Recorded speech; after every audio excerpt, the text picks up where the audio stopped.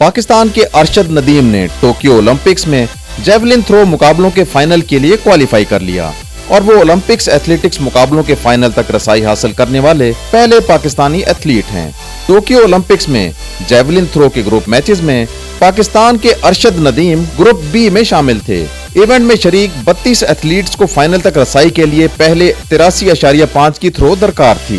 अरशद नदीम पहली बारी में तो 78.5 की थ्रो कर सके, लेकिन दूसरी बारी में उन्होंने 85.16 की थ्रो करके फाइनल के लिए बराह रास्त क्वालिफाई कर लिया। ये अरशद नदीम की अपने कैरियर की तीसरी बेहतरीन थ्रो थी। वो 85.16 की थ्रो के साथ ग्रुप बी में पहली पोजीशन पर रहे, जबकि दोनों ग्रुप्स में मजमुई तौर पर ये तीसरी बेहतरीन थ्रो रही।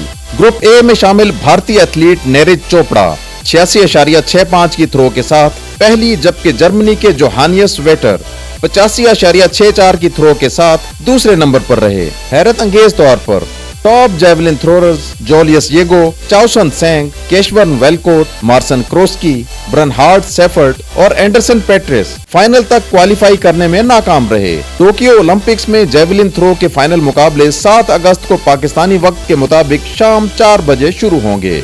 अरशद नदीम टॉप 3 एथलीट के तौर पर ट्रैक पर आएंगे और वो यकीनी तौर पर पाकिस्तान के लिए मेडल की एक उम्मीद होंगे। ओलंपिक्स मुकाबलों में जेवलिन थ्रो का वर्ल्ड रिकॉर्ड नॉर्वे के एंद्रेयास थोर क्लेटसन के पास है।